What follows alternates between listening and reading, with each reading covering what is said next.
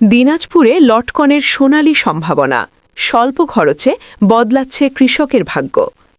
উত্তরাঞ্চলের প্রত্যন্ত গ্রামাঞ্চলে লটকন এখন সম্ভাবনাময় অর্থকরী ফসলে পরিণত হয়েছে।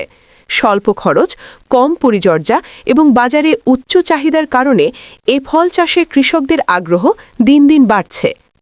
কৃষি উদ্যোক্তা রাশেদুন নবী বাবু ইউটিউব ও কৃষি বিষয়ক বিভিন্ন তথ্য থেকে ধারণা নিয়ে ২৫ শতক জমিতে ৩৫টি লটকনের চারা রোপণ করেন।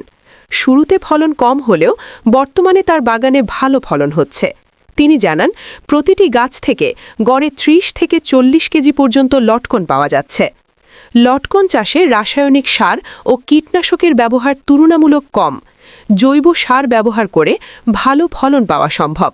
ফলে উৎপাদন খরচ কমে এবং ফল হয় নিরাপদ ও স্বাস্থ্যসম্মত। বর্তমানে বাজারে প্রতি কেজি লটকন ১৫০ থেকে ১৮০ টাকা দরে বিক্রি হচ্ছে, যা কৃষকদের জন্য বেশ লাভজনক।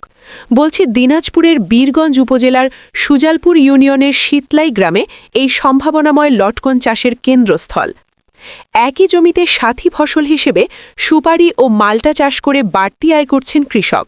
বীরগঞ্জ উপজেলা কৃষি কর্মকর্তা মোহাম্মদ শরীফুল ইসলাম জানান, এই উপজেলায় লটকন চাষের ব্যাপক সম্ভাবনা রয়েছে। পুষ্টিগুণে সমৃদ্ধ এ ফলের বাজার চাহিদাও দিন দিন বৃদ্ধি পাচ্ছে।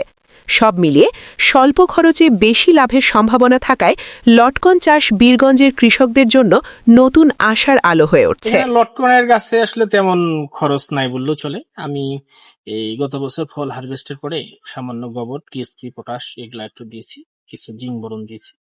মূলত এটা আসলে আমার একটা সুপারির বাগান আছে, এইখানে সাথী ফসল হিসাবে আমি এটা করছি, যেহেতু এটা ছায়াও ভালো হয়। তো আশা করছি যে লটকনে যেমন হবে সুপারিটাতেও তেমন প্রফিট আমি করতে পারবো আর কি। লটকনের যে ট্রিটমেন্ট, এই ট্রিটমেন্টটা করার পরে আমি যেটা দেখছি যে প্রফিট ভালো আছে। মানে বছরে একবার ট্রিটমেন্ট করতে হয়, শুধু সামান্য কিছু কীটনাশক স্প্রে করতে হয় গাছ পাতা খাওয়া পোকার জন্য।